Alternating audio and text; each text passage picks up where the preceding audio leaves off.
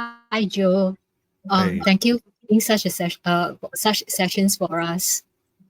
my Um, pleasure. okay.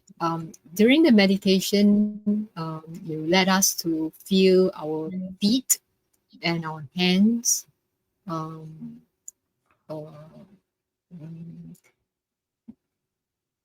I can still distinctively tell that my feet is my feet and my hands are my hands because even though I can feel the vibrations, but I can still distinctively know um, that they are apart from each other.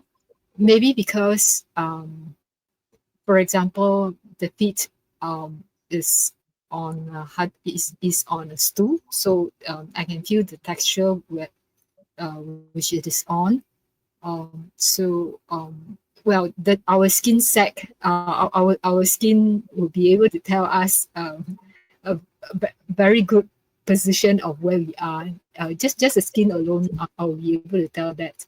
Not to mention that if I place my attention, for example, at the feet, um, uh, um, okay, I think that's enough. Yeah, I still have a distinctive. Uh, Okay, look, I think what you're saying is that there is definitely a description and a location, an correct. Yeah. observable location of where your body parts are. But all of Yes. that comes from thought, and it's great. The brain has a way to perceive senses, and it decides where they are. But they still are perceptions. So if you look at the distance between your hand in front and your hand close, Mm, what tells you is there's a thought that there's a hand here, there's a thought that there's a hand there, and there's also a thought, a perception of the distance. mm, If you were to pull apart mm, this rendered view, you could just lay it all out on a piece of paper and it would just be perceptions. And some would be dimensions, some would be textures, and some would be objects. But it's mm, a very clever mechanism because we prioritize. So there's a priority system where we prioritize the objects, not their spatial relationship.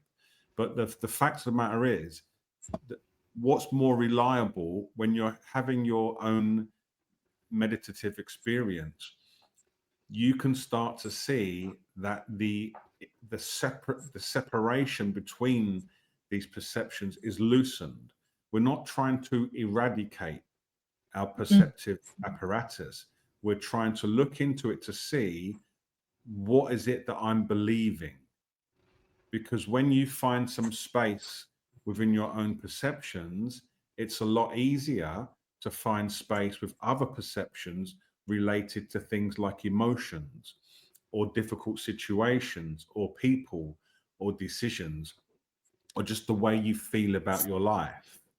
mm, You know, people become depressed about certain situations. And when you start to realize, wait there, even perception is created. What kind of complex mind activity is creating this story? So this meditative practice, it's just designed to gently dissect your experience so you have the capacity to do that when you're living your life. mm. Hmm. Okay. Thank you. No problem.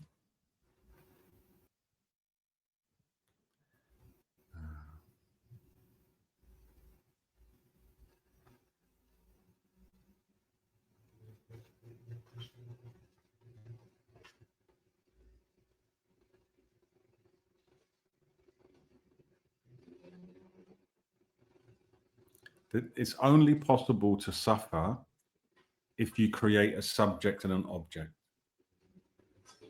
That is the initial that is the initial suffering. And we even have a very visual metaphor. It's not even a metaphor, a very visual pointer to this.